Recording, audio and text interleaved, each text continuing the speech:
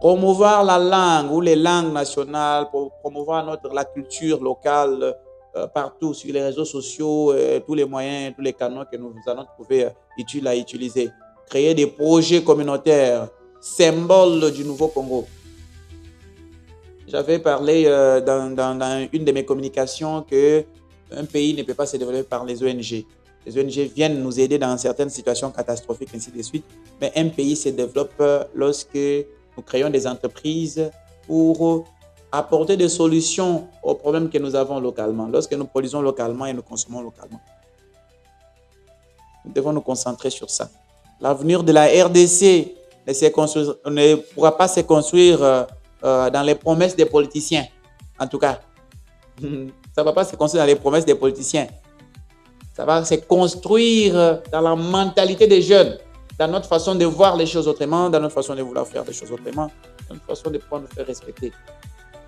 Apprendre des leçons du passé, savoir d'où nous venons, où nous sommes actuellement, où nous sommes en train de partir.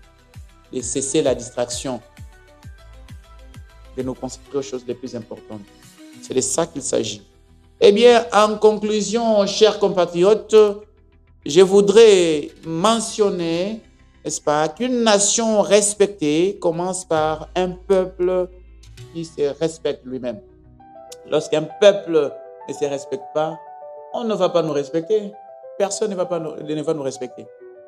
Nous devons nous respecter si nous voulons être respectés. Aimer son pays, ce n'est pas juste un sentiment. Aimer son pays, c'est un comportement. C'est dans l'ADN. C'est dans nous. Ça devrait venir du fond du cœur, dans le cerveau, dans chaque fibre de ton corps. Tu dis que tu es Congolais. Tu vas rester Congolais. Tes enfants vont être Congolais. Tu es fier de l'être. Tu es fier de défendre les drapeaux. Aujourd'hui, si ça chauffe, on dit, nous recrutons des jeunes, on doit être les premiers à rehausser les rangs. Pour aller défendre. Parce que c'est tout ce que nous avons. La RDC, c'est tout ce que nous avons. Vous ne savez pas ce que ça fait lorsque vous n'avez pas une nation. On dit vous êtes apatride. Vous n'avez pas de nation, vous n'appartenez à aucune nation. Il faut vivre à l'étranger pour savoir l'importance de ton pays. Même si tu changes de nationalité, on va dire que tu es d'origine. Tu es de quelle origine? Arrêtons de nous cacher derrière certaines choses.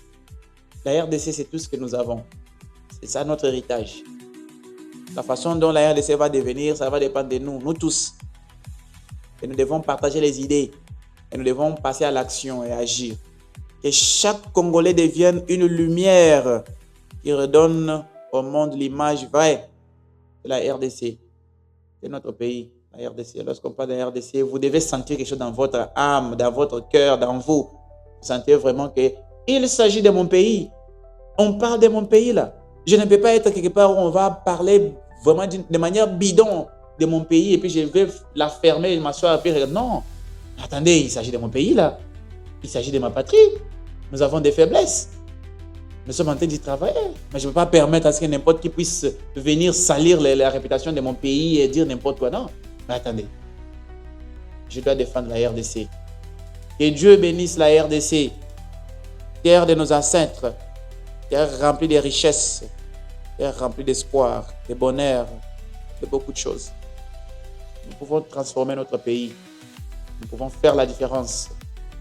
Vont affecter et changer le monde. Je le crois fermement. Nous pouvons le faire ensemble. Chers Congolais, debout, réveillez-vous et agissons. Je dis, je vous remercie.